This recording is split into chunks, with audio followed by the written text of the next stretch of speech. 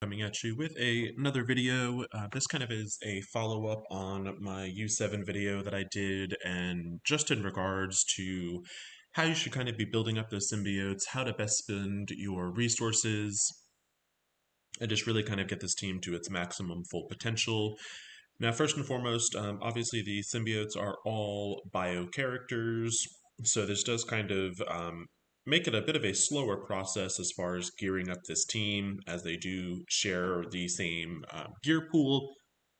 So, first and foremost, kind of just, I guess, the overall priority I think that you should be building this team up as far as effectiveness goes. First and foremost, I think one of the most important characters is going to be Carnage. The main reasoning behind that is Carnage's passive is really what kind of gets this team to start going, and really the speed of Carnage is really what makes this team partially such a powerhouse. So in building up this team, my suggestion, first and foremost, is just kind of a focused fire approach. And what I mean by that is you should build up one character before moving on to the next. So, like I said, first and foremost, let's go over the order of how I think these characters should be built in the most effective way possible. So, first and foremost, like I said, Carnage should be your primary focus.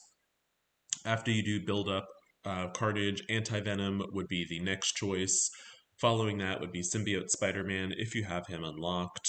Following that should be Scream, and then following that would be Venom. Now, in order for this team to probably be the most effective in Dark, or not Dark Dimension, but in Ultima 7, I am theorizing that this team probably might need to be at least at gear tier 12. Once we actually do test out a Ultima 7 raid, I will kind of see if gear tier 11 is a possibility. But for the purpose of building the team up, I think you should be taking these characters to at least gear tier 11 before you move on to the next character. So I have had Carnage finished for quite some time. I did just get the last piece of gear for Anti-Venom, so he is now tier 11. Scream is tier 11 already for myself. The only one that is now missing is Venom, so I will basically start working on his last three pieces of gear and get him to 11.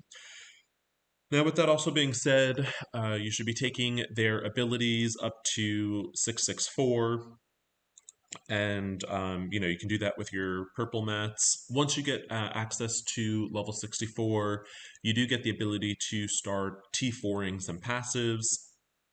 Now, not all abilities are created equal, and there is an infographic on the infographic page as far as the priorities of how these characters should be T4'd. And basically, the ones that really matter the most for their T4s, for their passives, are going to be Carnage, Anti-Venom, as well as Symbiote Spider-Man. Those are the only ones that really require their passives to be done. If you have an abundance of T4s, you're certainly more than welcome to start using them on Scream or Venom's passive. However, there are other abilities that really make this team a lot more viable, and those passives on Venom and Scream should be kind of a lower priority.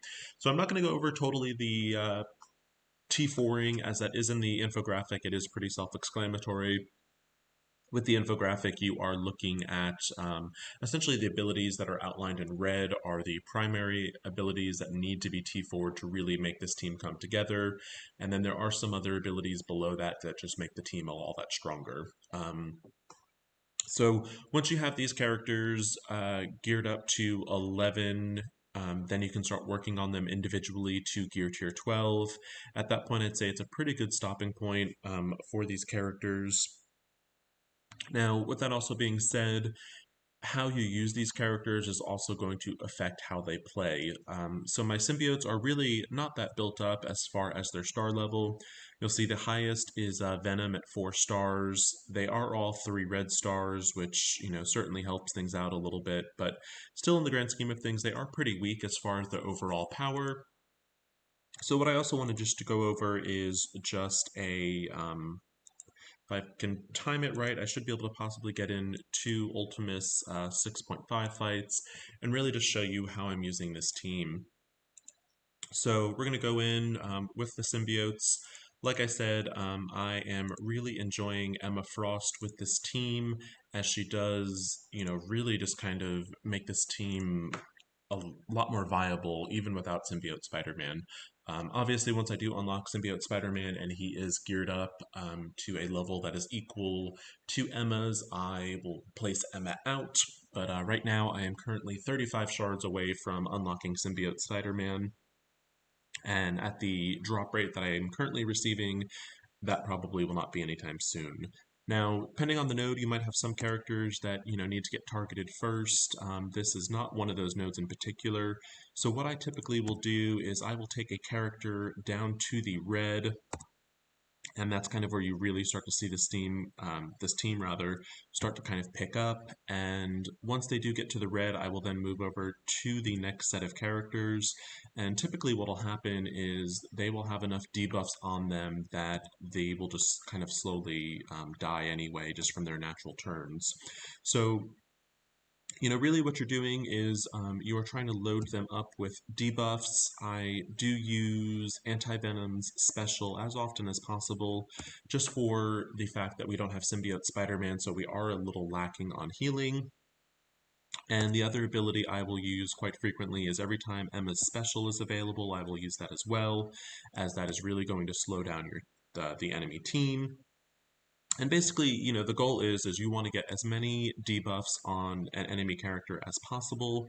And once you do have those debuffs on the enemy, mainly ones that are not bleed, you will then go and use Anti-Venom's ultimate and give your team a bunch of positive buffs. And so that is kind of the overall mechanic as far as this team functions. You basically get people down to the red, the team will get massive speed up, and then, the dots will basically, or the debuffs rather, will just kind of slowly kill the enemy anyway. When you start getting towards the end of the fight, you can certainly start saving up your higher powered abilities. Now, another thing that is kind of cool is Carnage, when he attacks an enemy that has debuffs on him with his basic, he will then jump over and apply those debuffs to the character that is directly next to that opponent. So that is definitely a really cool mechanic. Now that I am at the 4 character mark, I am going to start slowing down using my specials and especially my ultimate abilities, as I will want to save them for the next node. And when I end this fight, my symbiotes as well as Emma Frost should be basically full in health, and we will be basically ready to go for our next node. This kind of style of fighting and mechanics is going to basically apply through in Ultima 7. It just kind of depends on nodes, which characters to target first. If you are taking in a full symbiote team, like I plan to do, you really want to look at targeting characters that apply debuffs first, as those are going to be the primary thing you're going to need to worry about. So, you're looking at characters potentially, that will either cause debuffs or that will flip positive effects into a negative effects. And those typically are the characters I target first. Secondary things I might target are any characters that have very strong healing mechanics, as well as a strong cleanse mechanic. And then from there, I just kind of go into heavy hitters, because this team is not the highest and as far as defense, so you do want to watch out for heavy hitters. So in nodes like this, Iron Fist, not only is he a fairly good healer, he also does have a really strong attack with his ultimate, and I don't want him killing anyone. So now that I've got a couple negative debuffs on him that I can flip, I'm going to go ahead and use Anti-Venom's ultimate. You'll see he is now at the red, and I will, just because I do have Venom's ultimate available, I will then spread those debuffs to all the other players. And then, let's see, Daredevil is pretty weak, so I'm going to get him to the red. Actually, we'll kill him instead. And then, I'll just kind of go from there. And so now we have a Hulk on the field. Hulk can be a little dangerous, so I am going to work on getting Hulk down. So my concern with Hulk is his ultimate does hit for pretty high, so I will ability block him real fast so he won't be able to do that ultimate attack. And now I should be able to debuff him down, and before he is able to take that turn to do his ultimate, he should be dead.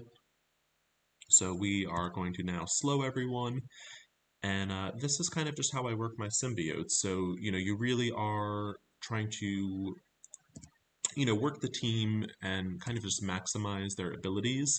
The way they debuff characters, you actually don't need to always necessarily kill something. It'll kind of dot down on itself. So you'll see Deadpool, has all these bleeds. I actually don't need to target Deadpool anymore because the dots are going to take care of him.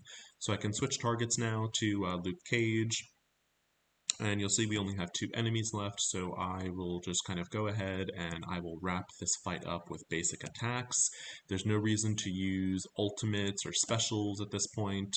Again, Luke Cage is now, he's got all these debuffs, he's nearly dead. There's no reason for me to target him anymore. I can now basically work down on Wolverine. And at this point, they both are pretty debuffed. They probably actually won't go before they get to debuff down.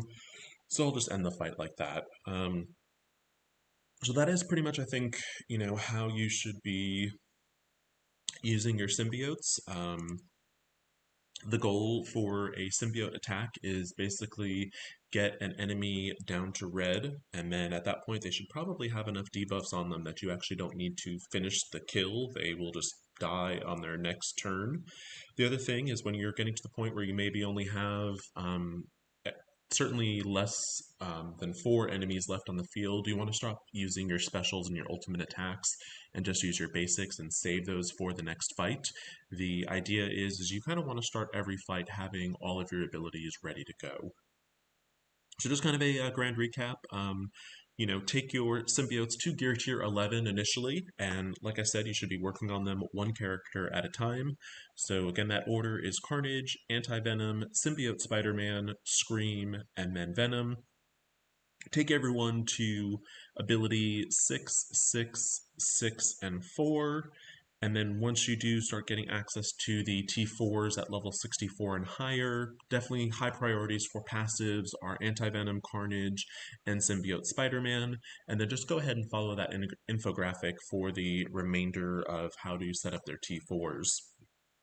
Once you have everyone at gear tier 11, it is definitely a very viable raid team, and at that point you can start working towards gear 12, again in the order of, I would say, Carnage, Anti-Venom, Symbiote Spider-Man, Scream, and then Venom. So if you all have any questions about how to build the symbiotes, or if you need to see some more footage of how the symbiotes work in combat, I'm certainly happy to do that. I will do a U7 video once we actually attempt that raid difficulty. So hopefully you all found this helpful. Please like and subscribe if you did. Hope you are having good luck building your symbiotes. I know it is a very slow grind with that bio gear. So just also one last thing in regards to that bio gear, the one item you should be looking for that is kind of the hard one to come by is going to be these advanced alien spores. And what I will say is if you do see that in the gold store, go ahead and buy them. And then I am typically right now I'm saving at least 1,400 of my raid credits, and I am actually buying them in the raid store as well. So if you all have any questions about this, feel free to reach out to me on Discord at Khaleesi, in-game, mini-call, Dracarys, or Khaleesi. I'll go into kind of a little more in depth on how my store strategy has changed when I do my day 80 update video. Again, thank you all so much for watching, and I hope you found this video helpful.